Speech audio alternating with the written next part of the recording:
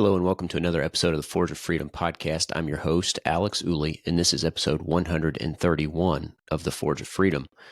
Today I've got a quick topic. I don't want to dwell on this for too long, about the incident involving Scottie Scheffler at the PGA Championship at Valhalla Golf Club in Louisville, Kentucky, which is just down the road from me here in southern Indiana.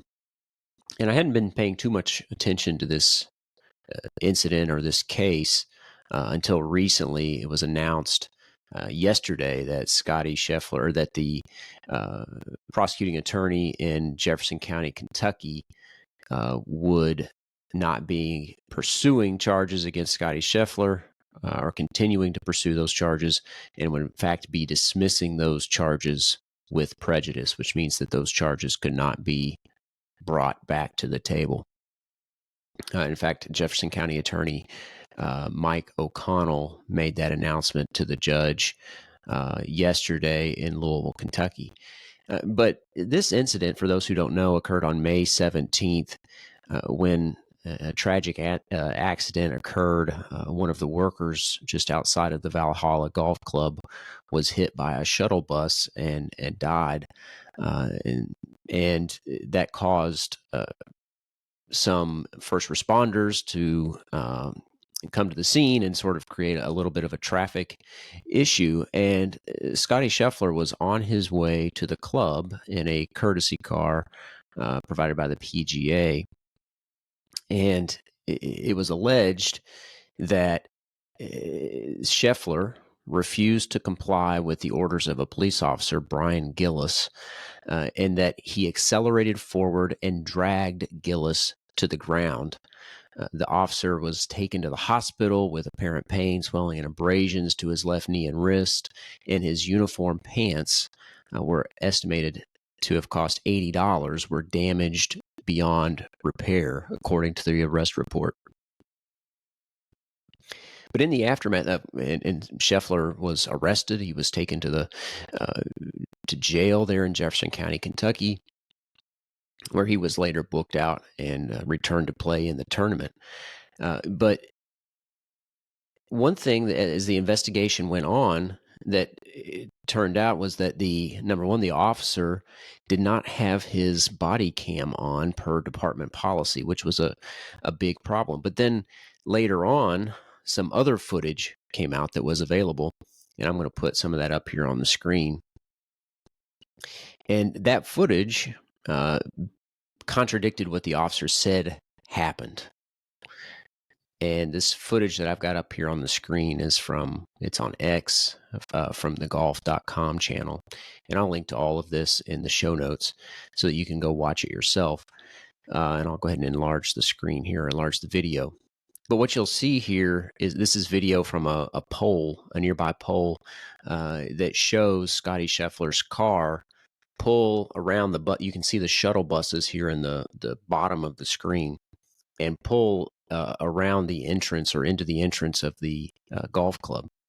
And you'll see the officer, Gillis. Well, I'll just let you decide what you think happens here after you watch it.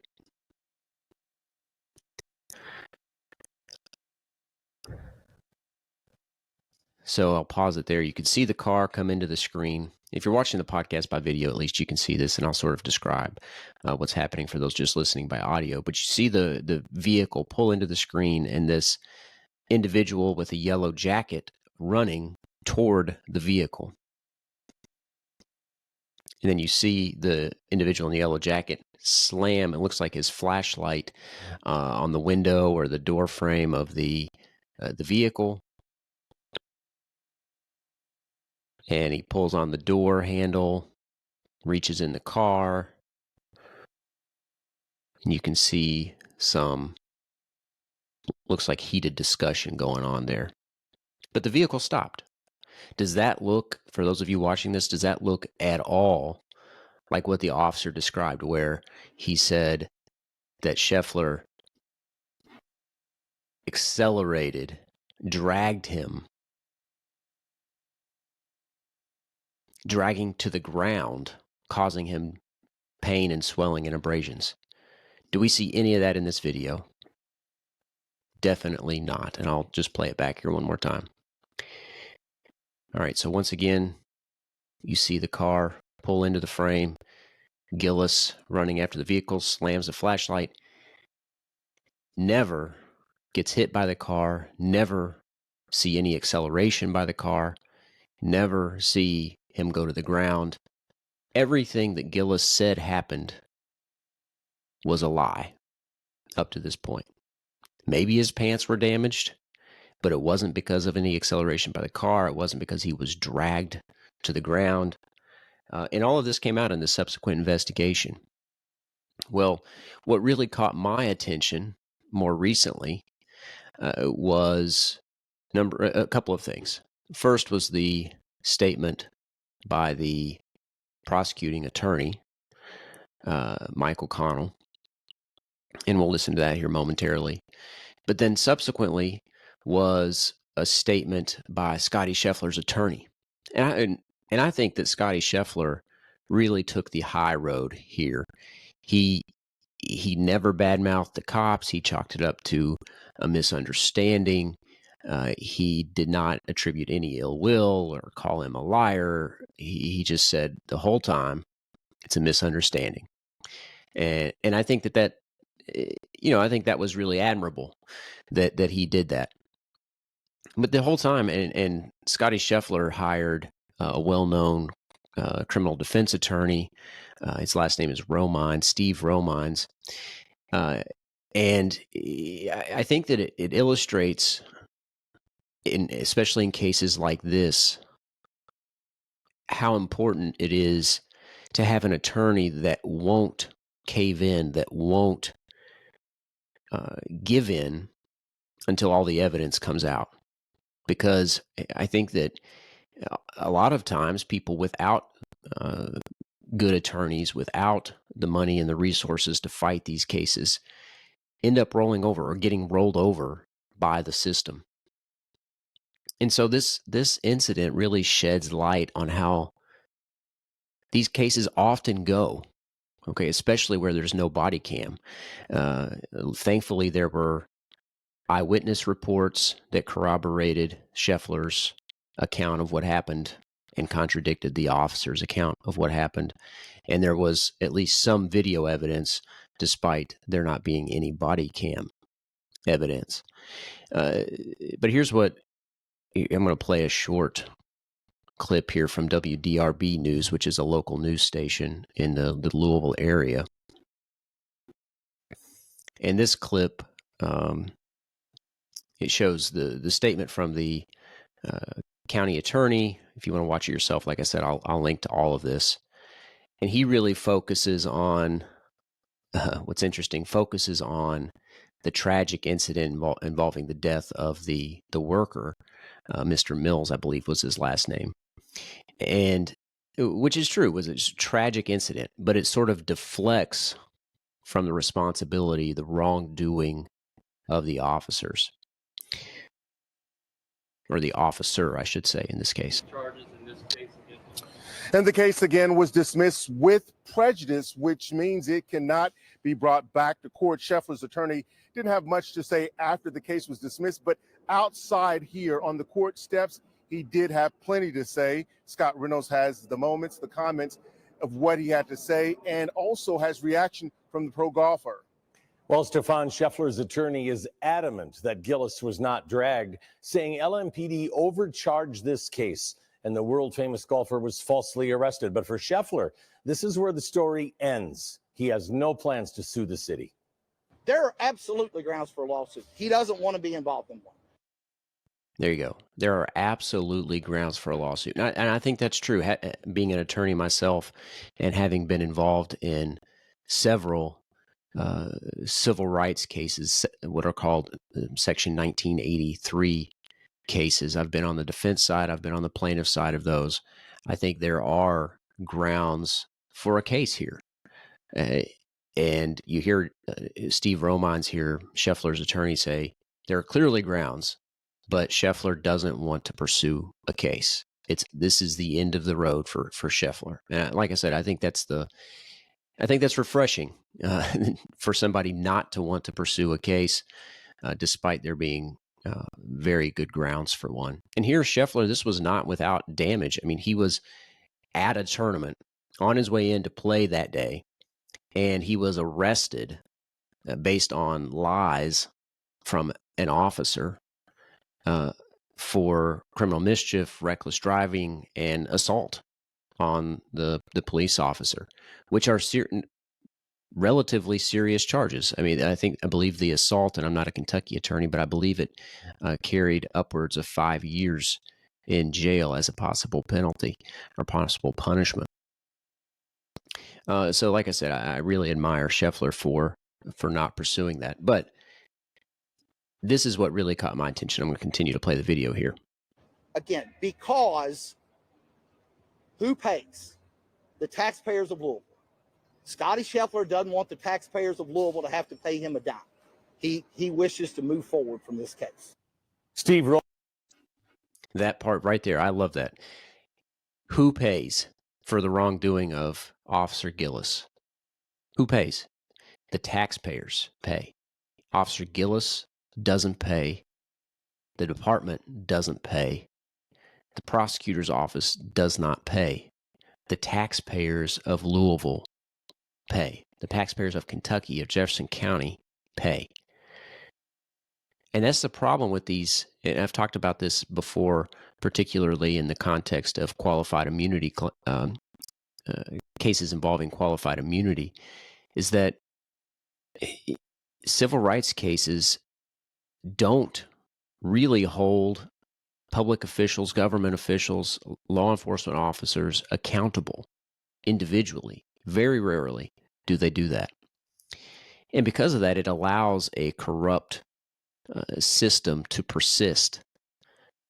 And it's the taxpayers who pay for the wrongdoing. And oftentimes, I've seen many cases where the public official or government officer, the law enforcement officer, engage in wrongdoing and suffer almost no consequence at all, or in fact promoted shortly after engaging in the wrongdoing. So anyway, nevertheless, I think it's admirable that Scheffler, part of the reason he didn't pursue the case is because he didn't want the taxpayers to have to pay for the wrongdoing of the officer. The other thing, and I'll show this tab here too, Caleb Brown reported this. I think this is really egregious. Part of the agreement not to pursue charges, part of the deal was that they would drop all charges against Scheffler in exchange for not pursuing other legal actions. So in essence, they used the threat of pursuing criminal charges to extract an agreement not to sue the government for the wrongdoing. Okay.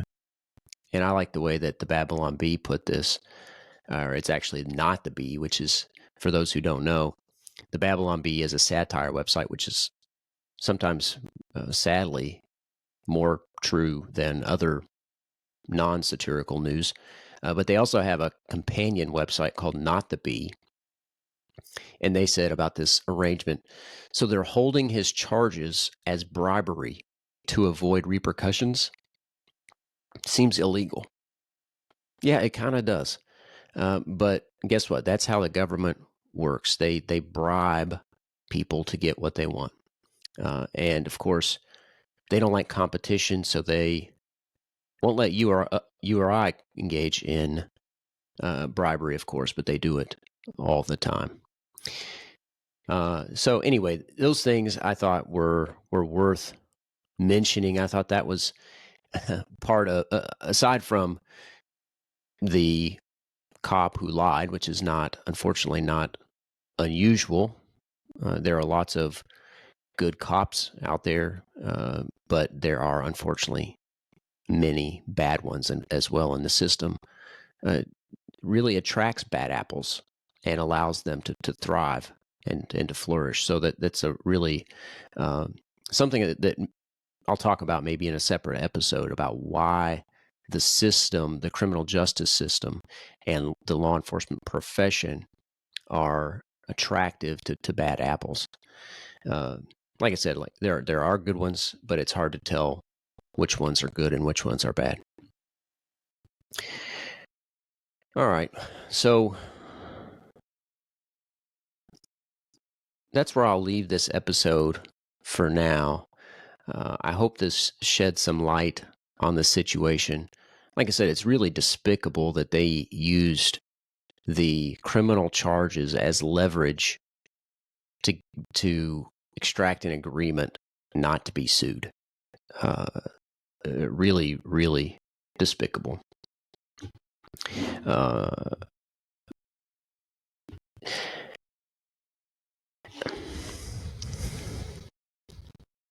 All right, well, that's where I'll leave it for now.